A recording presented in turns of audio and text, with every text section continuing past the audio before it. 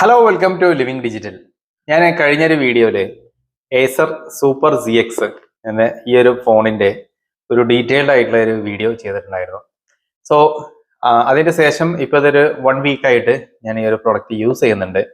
So after 1 week of usage എന്തൊക്കെയാണ് ഈ ഒരു മൊബൈൽ ഫോണിന്റെ പ്രോസും കോൺസും, അതുപോലെ തന്നെ എന്തൊക്കെ കാര്യങ്ങളിൽ നമ്മൾ കോംപ്രമൈസ് ചെയ്യണം എന്നുള്ള കാര്യങ്ങളൊക്കെ ഞാൻ ഡീറ്റെയിൽഡ് ആയിട്ട് തന്നെ പറയാം. സോ കഴിഞ്ഞ വീഡിയോന്റെ പോലെ അത്രയും ഒരു ലെങ്തർ വീഡിയോക്ക് പോകുന്നില്ല, പെട്ടെന്ന് തന്നെ പറഞ്ഞു തീർക്കാം. സോ ഏസർ സൂപ്പർ ZX ഞാൻ ഈ ഫോൺ വാങ്ങിച്ചത് ആമസോണിൽ നിന്നാണ്. ഇതിന്റെ പ്രൈസ് വരുന്നത് 8,949 ആണ്. അതെങ്ങനെ വന്നു എന്നുള്ളത് ഞാൻ പറഞ്ഞിട്ടുണ്ടായിരുന്നു. 8,999 ആണ് പ്രൈസ്. 50 റുപ്പീസ് പിന്നെ അവരൊരു ക്യാഷ് ബാക്ക് ഇങ്ങോട്ട് തന്നാണ് നമ്മൾ ആമസോൺ പേ യൂസ് ചെയ്യുമ്പോൾ. ഇപ്പോൾ ഇതിന്റെ പ്രൈസ് 9,999 ആയിട്ടുണ്ട്. സോ 1,000 റുപ്പീസ് എക്സ്ട്രാ വന്നിട്ടുണ്ട്. സോ ആ ഒരു പ്രൈസിന് ഇത് വേർത്ത് ആണോ ചോദിച്ചാൽ സ്റ്റിൽ ഇത് വേർത്ത് ആയിട്ടുള്ള ഒരു ഫോൺ തന്നെയാണ്. ബട്ട് കുറച്ച് കാര്യങ്ങൾ നിങ്ങൾ അറിയേണ്ടതായിട്ടുണ്ട്. സോ ഇതിന്റെ ഒരു പോസിറ്റീവ് സൈഡ്സ് പറയുകയാണെങ്കിൽ ഈ ഒരു ബോക്സിൽ നമുക്ക് ഫസ്റ്റ് പോസിറ്റീവായിട്ട് എനിക്ക് തോന്നിയത് ഇതിൽ ഫോണിന്റെ കൂടെ തന്നെ നമുക്ക് ഇതിന്റെ ഒരു കേസ് വരുന്നുണ്ട്. ഇപ്പൊ ഞാൻ ഈ ഫോണിൽ ആ കേസ് ഇട്ട് വെച്ചിട്ടുണ്ട്. പിന്നെ അതുപോലെ തന്നെ കണ്ടോ 33 വാട്ട്സിന്റെ ഒരു ചാർജറും വരുന്നുണ്ട്. പിന്നെ ഒരു സ്ക്രീൻ ഗാർഡ് പ്രീ അപ്ലൈഡ് ആയിട്ടും വരുന്നുണ്ട്. പക്ഷെ ആ സ്ക്രീൻ ഗാർഡ് എന്നുള്ളത് അത്ര ഒരു അടിപൊളി സ്ക്രീൻ ഗാർഡ് ഒന്നുമല്ല. ഒരു നോർമലി ഉള്ള പഴയകാല ഫോണുകളൊക്കെ കണ്ടിരുന്ന ആ ഒരു പ്ലാസ്റ്റിക്കിന്റെ സ്ക്രീൻ ഗാർഡാണ്. അപ്പോൾ അതാണ് എനിക്ക് ഒരു പോസിറ്റീവായിട്ട് തോന്നിയ ഒരു കാര്യം. ഒന്ന് ഈ സ്ക്രീൻ ഗാർഡ്, പിന്നെ ഈ ഒരു സംഭവങ്ങളൊക്കെ ഇതിന്റെ കൂടെ ഉണ്ട്. ചാർജർ ഉണ്ട്, പിന്നെ ഇതുകൊണ്ട് പൗച്ചുണ്ട്. ഫസ്റ്റ് പോസിറ്റീവ് സൈഡ് അല്ലെങ്കിൽ ഫസ്റ്റ് ഒരു പ്രോസ് ആയിട്ട് എനിക്ക് പറയാൻ പറ്റിയത് അതാണ്. സെക്കൻഡ് വണ് ഇതിന്റെ ഒരു ലുക്കാണ്. ഇത് ഡിസ്പ്ലേ അത്യാവശ്യം നല്ല വലുപ്പത്തിലുണ്ട്. പിന്നെ ഒരു റിയർ സൈഡൊക്കെ കണ്ടാൽ എല്ലാം കൊണ്ടും ഇതൊരു ഭംഗിയുള്ള ഫോണാണ്. ഈ ഒരു ഡിസൈന് ഓർമ്മിപ്പിച്ചത് ആക്ച്വലി ഹോണറിന്റെ ഒരു ടഫ് ഫോണായിട്ട് ഒരെണ്ണം വന്നിട്ടുണ്ടായിരുന്നു. അതിന്റെ പേര് ഞാൻ മറന്നുപോയി. സോ ആ ഫോണിന്റെ ഒരു എക്സാക്ട് കാർബൺ കോപ്പിയാണ് ആക്ച്വലി ഈ ഫോണ്. അപ്പൊ അത് ഞാൻ 2 ദിവസം മുന്നേ ഞാൻ എന്താ പറയാ എൻ്റെ ഒരു ഫ്രണ്ടിന്റെ അടുത്താണ് ആ ഒരു സംഭവം ശ്രദ്ധിച്ചത്. അപ്പോൾ അത് മുമ്പ് ഞാൻ എവിടെയോ ഒരു വീഡിയോയിൽ ആരോ കമന്റ് ഇട്ടതും കണ്ടിരുന്നു. പക്ഷെ ഞാൻ ആ ഫോൺ രണ്ടും സൈഡ് ബൈ സൈഡ് വെച്ച് നോക്കിയപ്പോൾ എനിക്ക് മനസ്സിലായി ഇത് ആ ഹോണർ ഫോണിന്റെ ഒരു എന്താ പറയാ ഒരു ഡിസൈൻ പിടിച്ചു വന്നതാണ് എന്നുള്ളത്. അപ്പൊ എന്തായാലും അതാണ് ഇതിന്റെ അടുത്തൊരു പോസിറ്റീവ്. ഇതിന്റെ ഒരു ഡിസൈനും നല്ല ഡിസൈനാണ്. പിന്നെ അടുത്തൊരു പോസിറ്റീവ് എനിക്ക് തോന്നിയത്, സാധാരണ ഈ ചെറിയ പ്രൈസിൽ വരുന്ന ഫോണുകളിലൊന്നും ഈ എന്താ പറയാ ഫിംഗർ പ്രിന്റ് ഒന്നും അത്ര സ്പീഡ് ഉണ്ടാവാറില്ല. പക്ഷെ ഇത് നല്ല സ്പീഡിൽ സാധനം വർക്ക് ചെയ്യുന്നുണ്ട്. പിന്നെ അപ്പൊ അത് എനിക്കൊരു ബെനിഫിറ്റ് ആയിട്ട് തോന്നി. കാരണം ചില ഫോണിൽ ഈവൺ ഞാനിപ്പോൾ ഈ വീഡിയോ ഷൂട്ട് ചെയ്യുന്നത് സാംസങ്ങിന്റെ S22 ആണ്. ആ ഫോണിൽ ഇവിടെ ഡിസ്പ്ലേ കാണും, പക്ഷെ അത് എത്ര നോക്കിയാലും കറക്റ്റ് ആയിട്ട് ഒരു വൺ ടച്ചിൽ അത് കിട്ടൂല. മുമ്പുള്ള സാംസങ്ങിന്റെ ഫോണുകളൊക്കെ ഞാൻ ആ ഒരു പ്രശ്നം ഫീൽ ചെയ്തിട്ടുണ്ട്. അത് ഇവിടെ ഇല്ല. ഇത് പെട്ടെന്ന് സിംഗിൾ ടച്ചിൽ സാധനം വരുന്നുണ്ട്. അതാണ് അടുത്തൊരു പോസിറ്റീവ്. പിന്നെ ഒരു പോസിറ്റീവ്, ഇത് ഫുൾ HD ഡിസ്പ്ലേ ആണ്.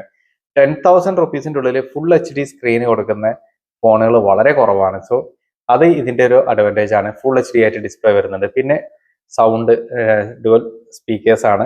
ഇവിടെയും ഒരു സ്പീക്കർ വരുന്നുണ്ട്, ഇവിടെയും ഒരു സ്പീക്കർ വരുന്നുണ്ട്. 2 ഉണ്ട്. ഇത് രണ്ടും അത്യാവശ്യം നല്ല ലൗഡ്നെസ്സിൽ ഈ ഒരു സംഭവത്തിൽ നമുക്ക് മ്യൂസിക് ആണെങ്കിലോ വീഡിയോ ആണെങ്കിലോ ഒക്കെ കാണാൻ പറ്റും. ഇപ്പൊ നമ്മള് സിനിമ ഒക്കെ കാണുകയാണെങ്കിലൊക്കെ ഞാനത് ആ കഴിഞ്ഞ വീഡിയോയിൽ കാണിച്ചിട്ടുണ്ടായിരുന്നു. ഇപ്പോൾ ഈവൻ എന്തെങ്കിലും ഒരു വീഡിയോ നമ്മൾ ഓൺ ആക്കുകയാണെങ്കിലും അത് വൈഫൈ ഒന്ന് കണക്ട് ചെയ്യാണ്ട്. Hello welcome last Malayalam.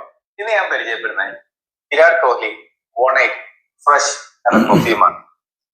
ഈ വിരാട് കോഹ്ലി പെർഫ്യൂംസ് എല്ലാം തന്നെ ഇൻസ്പയർഡ് ആയിട്ട് ഓക്കെ സോ ഇത് അത്യാവശ്യം ഒരു ലൗഡ്നെസ്സിൽ ഈ ഒരു സാധനം നമുക്ക് യൂസ് ചെയ്യാൻ പറ്റും. അതുകൊണ്ട് തന്നെ നമ്മൾ വീട്ടിൽ റൂമിലൊക്കെ ഇരുന്നിട്ട് ചെറിയ സ്റ്റാൻഡിലൊക്കെ വെച്ചിട്ട് ഒരു സിനിമ വാച്ച് ചെയ്യാനൊക്കെ ഉള്ള ഒരു എന്താ പറയുക ഒരു തിരക്കിടില്ലാത്ത രീതിയിൽ നമ്മൾ അങ്ങനെ ബ്ലൂടൂത്ത് സ്പീക്കറിനൊന്നും ഡിപ്പെൻഡ് ചെയ്യേണ്ട കാര്യമില്ല, അല്ലാതെ തന്നെ യൂസ് ചെയ്യാൻ പറ്റും. അതാണ് എനിക്ക് തോന്നിയ ഒരു അഡ്വാൻറ്റേജ്. അടുത്തത് ഈ ഒരു ചാർജിങ് സ്പീഡ്.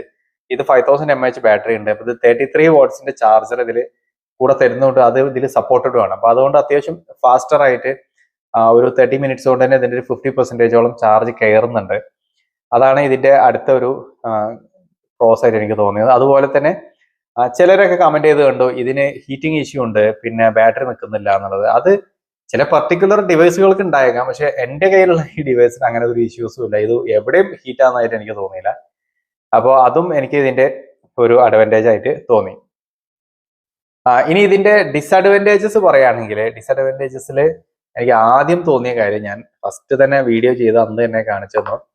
പിന്നെ ഇതിന്റെ സ്ക്രീന് ഒരിത്തിരി ലാഗ് ഉണ്ട്. നമ്മൾ ഇത് ഇങ്ങനെയൊന്നും വലിയ പ്രശ്നമൊന്നുമില്ല. പക്ഷെ നമ്മൾ എന്തെങ്കിലും ഇപ്പോൾ ഒരു സാധനമൊക്കെ ഓപ്പൺ ചെയ്താലൊക്കെ ഇതിന്റെ റെസ്പോണ്ട് ആയി വരാൻ ഒരിത്തിരി സമയം എടുക്കുന്നുണ്ട്. ഒരു 2 സെക്കൻഡ്സിന്റെ ഒക്കെ ഡിലേ, ചിലത് ഒരു 1 സെക്കൻഡിന്റെ ഒക്കെ ഡിലേ ചില ഫോണുകൾ കാണാറുണ്ട്. ഇപ്പൊ സാംസങ്ങിന്റെ ഒക്കെ F05 അങ്ങനത്തെ ഒക്കെ സാധനങ്ങളിലൊക്കെ ചെറിയൊരു ഡിലേ ഉണ്ട്.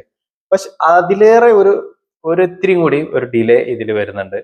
അതാണ് വൺ തിങ്. പിന്നെ സെക്കൻഡ്, ഈ ക്യാമറ ഒട്ടും ക്വാളിറ്റി ഇല്ല.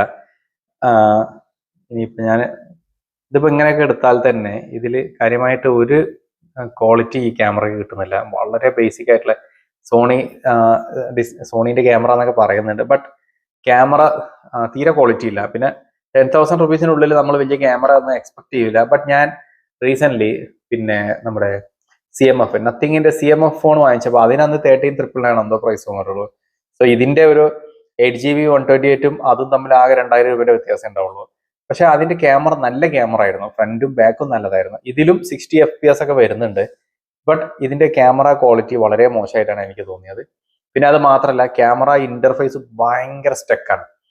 ഇപ്പോ എന്തെങ്കിലും ഇപ്പൊ നമ്മൾ വീഡിയോയിൽ നിന്ന് ഇപ്പോ ഫോർ എക്സാമ്പിൾ ഇപ്പൊ ഞാൻ കാണിക്കാം. ഇതിപ്പോ ഫോട്ടോയിൽ നിന്ന് വീഡിയോയിലേക്ക് പോകാനൊക്കെ ഉള്ള സമയം എന്ന് പറഞ്ഞാൽ കണ്ട അത്രയും ഒരു ഡിലേ വരുന്നുണ്ട്.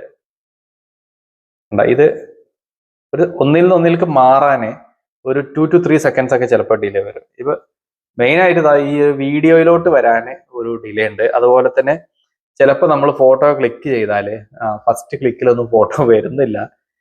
പിന്നെ 1 സെക്കൻഡ് ഡിലേ അവിടെയും വരുന്നുണ്ട്. അതായത് ക്യാമറ ഇന്റർഫേസിന് ഇതിന് എന്തോ ഒരു മിസ്റ്റേക്ക് ഉണ്ട്. അതും ഇനിയിപ്പോ എനിക്ക് കിട്ടിയതിന്റെ പ്രശ്നമാണോ എന്ന് അറിയില്ല. അതാണ് ഇതിൽ കണ്ട ഏറ്റവും വലിയ ഒരു പ്രശ്നം. ഒന്ന്, ക്യാമറ ഇന്റർഫേസ് കുറച്ച് സ്ലോ ആണ്. പിന്നെ ഇതിന്റെ ഒരു സ്ക്രീൻ റെസ്പോൺസും കുറച്ച് സ്ലോ ആയി. പിന്നെ ഒരു കാര്യം, എൻ്റെ ഉള്ളത് 4GB 128 ആണ്. ഞാൻ അതുകൊണ്ടാണെന്ന് അറിയാം. ബട്ട് ഞാൻ ഇതിൽ ഫയൽസ് ഒന്നും തന്നെ കയറ്റിയില്ല. ആകെ ഉള്ളത് ഇതിന്റെ ഒരു മെമ്മറി കാർഡ് ഇട്ട് ഞാൻ പറഞ്ഞിരുന്നായിരുന്നു. എന്റെ പർപ്പസ് പറഞ്ഞാൽ ഇതൊരു ലാപ്ടോപ്പിന് പകരം കുറെ ഓഫീസ് ഫയൽസ് ആയിട്ട് നടക്കുക എന്നുള്ളത്, ആ സംഭവങ്ങൾ മാത്രമേ ഉള്ളൂ. പക്ഷെ മെമ്മറി കാർഡ് ഇട്ട ചില ഫോണുകൾ സ്ലോ ആവാറുണ്ട്.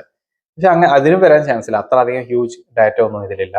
അപ്പൊ എന്തായാലും ഇപ്പൊ ഞാൻ പറഞ്ഞു, ഡിസ്പ്ലേന്റെ പ്രശ്നം, ഡിസ്പ്ലേ അത്ര റെസ്പോൺസീവ് അല്ല, പിന്നെ ക്യാമറ അത്ര ക്വാളിറ്റി ഇല്ല. ഈ 2 സംഭവങ്ങളാണ് എനിക്കിതിൽ നെഗറ്റീവായിട്ട് തോന്നിയത്. പിന്നെ തോന്നിയൊരു കാര്യം എന്താ വെച്ചാല്, പിന്നെ നെഗറ്റീവ് ആയിട്ടില്ല. പിന്നെ ഡിസ്പ്ലേ നമ്മൾ ഈ വീഡിയോ ഒക്കെ കാണുമ്പോഴൊക്കെ അത് ഈ IPS LCDക്ക് ഉണ്ടാവുന്ന ഒരു പ്രശ്നമാണ്. കാരണം എൻ്റെ കയ്യിലുള്ള എല്ലാ ഫോണുകളും LED ആയതുകൊണ്ട് IPS LCDയിലേക്ക് വരുമ്പോൾ ചെറിയൊരു പിങ്കിഷ് ടോൺ പോലെ തോന്നും. പക്ഷെ അതൊരു നെഗറ്റീവായിട്ട് പറയാൻ പറ്റൂല. അത് ഈ ഒരു പ്രൈസിന് അങ്ങനെ കിട്ടുള്ളൂ. അപ്പോൾ അതും ഒരു കാര്യം ഞാൻ ജസ്റ്റ് പറയുന്നുള്ളൂ. പിന്നെ ഇതിന്റെ നെഗറ്റീവ് സൈഡ് അത്രേ ഉള്ളൂ. പക്ഷെ ഇതിൽ വരുന്ന വലിയ 2 കോംപ്രമൈസുകൾ എന്തൊക്കെയാണെന്ന് വെച്ചാൽ, ഈ ഫോൺ നിങ്ങൾ വാങ്ങിക്കുന്നുണ്ട് എന്നുണ്ടെങ്കിൽ കോംപ്രമൈസ് ചെയ്യേണ്ടത് 1-2 കാര്യങ്ങളിൽ. ഒന്ന്, ഇതിന്റെ സർവീസാണ്. ഏസറിന്റെ ഫോണുകൾ എവിടെയാണ് സർവീസ് ചെയ്യാന്നുള്ളത് ഇതിൽ എവിടെയും മെൻഷൻ ചെയ്തിട്ടില്ല. ഇപ്പൊ പുതിയതായിട്ട് അൽക്കട്ടൽ വീണ്ടും ഇന്ത്യയിൽ വന്നു. അൽക്കട്ടൽ TCS ആണ് അൽക്കട്ടലിന് എടുത്തത്. അവര് അൽക്കട്ടലിന്റെ ഫോൺസ് TCSന്റെ ഓൾറെഡി TCLന്റെ ഫോണുകൾ ഓൾറെഡി മാർക്കറ്റിലുള്ള ഫോണുകൾ അൽക്കട്ടലിൽ നിന്ന് റീബ്രാൻഡ് ചെയ്തിട്ട് ഇന്ത്യയിലോട്ട് അങ്ങനെയാണ് വരുന്നത്, അൽക്കട്ടലിന്റെ പേരിലാണ്. പക്ഷെ അങ്ങനെ വന്നോട്ടെ, പണ്ട് റിയൽമി അങ്ങനെയാണ് വന്നിട്ടുണ്ടായിരുന്നത്. ഒപ്പോനെ അതേ ജസ്റ്റ് ഒരു ബ്രാൻഡ് നെയിം ചേഞ്ച് ചെയ്തിട്ട് ഒപ്പോയും റിയൽമിയിലും ഒരേ സാധനങ്ങൾ വന്നിരുന്നു.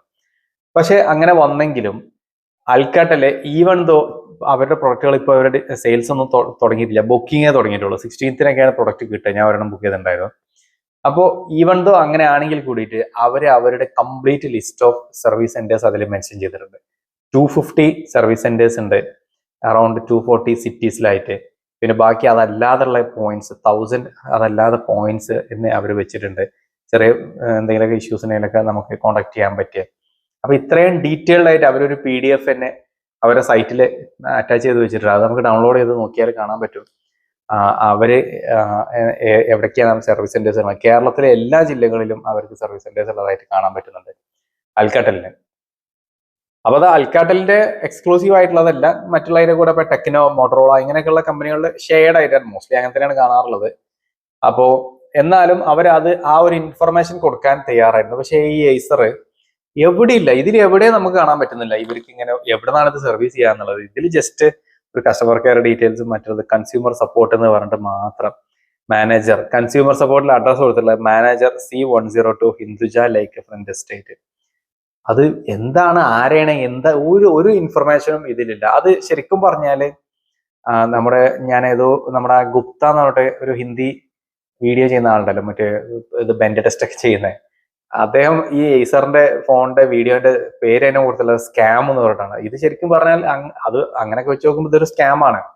ഇത് ചിലപ്പോൾ വേറെ ഏതെങ്കിലും കമ്പനീന്റെ ഫോണുകൾ റീബ്രാൻഡ് ചെയ്ത് കൊണ്ടിരുന്നതായിരിക്കാം. ഇങ്ങനെ പൊതുവെ കമ്പനികൾ ചെയ്യാറുള്ളത് ഇവരായിട്ടൊന്നും ചെയ്യൂല. ഇത് മാനുഫാക്ചർഡ് ബൈ പിന്നെ ഇൻകൽ ടെക്നോളജീസ് ആണ്, അല്ല പാഡ്ജറ്റ് ഇലക്ട്രോണിക്സ് ആണ്, മാർക്കറ്റഡ് ആണ് ഇൻകലിന് തന്നെ ടി വി ഉള്ളത് ഏസറിന്റെ. ആ ടി വിക്കും ഒരുപാട് കംപ്ലൈൻസ് ഉണ്ട്. സോ ഇതെന്തെങ്കിലും സംഭവിച്ചു കഴിഞ്ഞാൽ ഏസറിൽ നിന്നൊരു സപ്പോർട്ട് കിട്ടുക എന്നുള്ളത് നമുക്ക് ചിന്തിക്കാൻ പറ്റാത്ത കാര്യമാണ്. അതുകൊണ്ട് ഇതിപ്പോ എന്താ പറയാ, ജസ്റ്റ് യൂസ് ആൻഡ് ത്രോ എന്നുള്ള ഒരു രീതിയിലാണ് ഈ സാധനം നിൽക്കുന്നത്. അതല്ലാതെ എന്തെങ്കിലും ഒരു കസ്റ്റമർ സപ്പോർട്ട് കിട്ടുമെന്ന് എനിക്ക് തോന്നുന്നില്ല. അതിപ്പോ ചില കമ്പനികൾക്കൊക്കെ പ്രശ്നമുണ്ട്. ഇപ്പൊ എന്റെ കയ്യിൽ ഒന്ന് പിക്സലാണ്, ഒന്ന് നത്തിങ് ആണ്, ഇതിനൊക്കെ കാര്യമായിട്ടുള്ള സർവീസ് സെന്ററുകളൊന്നുമില്ല. ബട്ട് സ്റ്റിൽ നമ്മൾ അത് ഒരു കോൺഫിഡൻസിന്റെ പുറത്ത് യൂസ് ചെയ്ത് പോകുന്നു. അങ്ങനെ തന്നെ ഇപ്പൊ ഇതേ ഉള്ളൂ. പക്ഷെ അവർക്ക് അറ്റ്ലീസ്റ്റ് എവിടെയെങ്കിലും ഒരു മെൻഷൻ ചെയ്തിട്ടുണ്ട് ഇന്നൊരു സ്ഥലത്ത് സർവീസ് ചെയ്യാൻ പറ്റുമെന്നുള്ളത്. ഇതതുമില്ല. അതാണ് ഒരു പ്രശ്നം. പിന്നെ സോഫ്റ്റ്വെയർ അപ്ഡേറ്റിനെ കുറിച്ച് അൽക്കാട്ടല് 3 years ഓഫ് സോഫ്റ്റ്വെയർ അപ്ഡേറ്റും പിന്നെ ബാക്കി എന്തോ 6 years സെക്യൂരിറ്റി അപ്ഡേറ്റ് ഒക്കെ കൊടുക്കുന്നുണ്ട്. ഇതിലോ ഒന്നും മെൻഷൻ ചെയ്തിട്ടില്ല. ഇത് ജസ്റ്റ് ഫോൺ എന്ന് മാത്രം പറഞ്ഞ് ഏസറിന്റെ ഫോൺ എന്ന് പറഞ്ഞ ഒരു വെക്കുകയാണ്. വേറെ ഇതിൽ സോഫ്റ്റ്വെയർ അപ്ഡേറ്റ് വരുമോ മറ്റുള്ള കാര്യങ്ങൾ ഒന്നിനെ കുറിച്ചും ഒരു ഇൻഫർമേഷനും ഇല്ല. സാധാരണ പണ്ട് നമ്മള് സെന്ന്, അതുപോലെ ലെമണ്, പിന്നെ G5, സിഗ്മാടെല്, അങ്ങനെയൊക്കെയുള്ള കുറെ ബ്രാൻഡുകൾ വന്നിട്ടുണ്ടായിരുന്നല്ലോ, മൈക്രോമാക്സ്, പിന്നെ അങ്ങനെയൊക്കെ കുറെ ബ്രാൻഡുകൾ വന്നിട്ടുണ്ട്. ഈ ഫോണുകളൊക്കെ എന്താ ചെയ്തിരുന്നത് വെച്ചാൽ ചൈനയിൽ നിന്ന് ഏതെങ്കിലും ഫോണെ കൊണ്ടുവന്നിട്ട് അവരെ പേരും വേറെ എന്തെങ്കിലും ഓപ്പൺ ചെയ്യുമ്പോൾ ഒരു വാൾപേപ്പർ അവരുടേത് ഉണ്ടാവും, ഏത് വെച്ചിട്ട് ഇത് വിൽക്കും. അതേപോലെ എന്തെങ്കിലും ഒരു പരിപാടിയാണോ എന്ന് എനിക്ക് തോന്നുന്നുണ്ട്. ഇത് ഇങ്ങനെ അല്ലാതെ ഏസർ എന്നുള്ളൊരു ബ്രാൻഡ് നെയിമിനെ തിരിച്ചു കൊണ്ടുവന്നിട്ട് ഏസറിന്റെ ഒഫീഷ്യൽ സൈറ്റിലൊന്നും ഇതിന്റെ മൊബൈൽ ഫോൺ എങ്ങനെ അവർ സർവീസ് ചെയ്യുന്ന കാര്യങ്ങളൊന്നും കൊടുത്തിട്ടില്ല. അപ്പോൾ അങ്ങനെ എന്തോ ഒരു അഡ്ജസ്റ്റ്മെന്റിലൂടെ അത് ഇന്ത്യൻ മാർക്കറ്റിലേക്ക് ഇൻട്രൊഡ്യൂസ് ചെയ്തതാണോ എന്തോ അറിഞ്ഞൂടാ. സോ അതാണ് അതിന്റെ ഒരു മെയിൻ ഡിസഡ്വാൻറ്റേജ് ആയിട്ട് എനിക്ക് പറയാനുള്ളത്. ഈ 2 ഡിസഡ്വാൻറ്റേജസ് ആണുള്ളത്. ഇത് ഞാൻ എടുത്തു പറയാൻ കാരണം ഈവൻ അൽക്കാട്ടിലും ഇപ്പോൾ കുറെ കാലത്തിന് ശേഷം മാർക്കറ്റിലേക്ക് വരികയാണല്ലോ. ഒരു 3-4 years ആയിട്ട് അവർ മൊബൈൽ ഫോണുകളൊന്നും വന്നിട്ടില്ല, ടാബ്ലറ്റ്സ് ഒക്കെ ഉണ്ടായിരുന്നുള്ളൂ. ബട്ട് ഇപ്പോൾ TCL അവരെ ഫോണുകൾ റീബ്രാൻഡ് ചെയ്ത് അൽക്കാട്ടിൽ കൊണ്ടുവന്നത് ആ ഒരു ബ്രാൻഡ് വാല്യൂ ഉണ്ട്. അൽക്കാട്ടൽ എന്ന് പറഞ്ഞാൽ പണ്ട് മുതലേ ഉള്ള ഒരു വലിയൊരു ബ്രാൻഡാണ്. പക്ഷെ അവര് സർവീസ് സെന്റേഴ്സ് ഉണ്ട്, ഇത്ര ഇയേഴ്സ് ഓഫ് സോഫ്റ്റ്വെയർ അപ്ഡേറ്റും കാര്യങ്ങളൊക്കെ തരുന്നുണ്ട്, എല്ലാം മെൻഷൻ ചെയ്തിട്ടുണ്ട്. ഈവൻ ദോ പ്രൈസ് കൂടുതലുമാണ്, പിന്നെ പ്രൊസസ്സർ 6300 ഉള്ളൂ. ഇതൊക്കെ ആണെങ്കിലും അത്രയും കാര്യങ്ങൾ മെൻഷൻ ചെയ്തിട്ടുണ്ട്. അത് ഇവർ ചെയ്തിട്ടില്ല. അപ്പോൾ ഇതാണ് എനിക്ക് ഡിസഡ്വാൻറ്റേജസ് ആയിട്ട് തോന്നിയത്. അത് ഡിസഡ്വാൻറ്റേജ് അല്ല, ഇത് ശരിക്കും കോംപ്രമൈസ് ആണ്. ഈ കാര്യങ്ങൾ കോംപ്രമൈസ് ചെയ്താൽ മാത്രമേ ഈ സാധനം നമ്മൾ വാങ്ങിക്കേണ്ട കാര്യമുള്ളൂ. അപ്പോൾ അത് നിങ്ങൾ കോംപ്രമൈസ് ചെയ്യുകയാണെങ്കിൽ മാത്രം കൺസിഡർ ചെയ്യേണ്ടതാണ് ഈ ഒരു phone. So anyways, that's all for this video. Thanks for watching.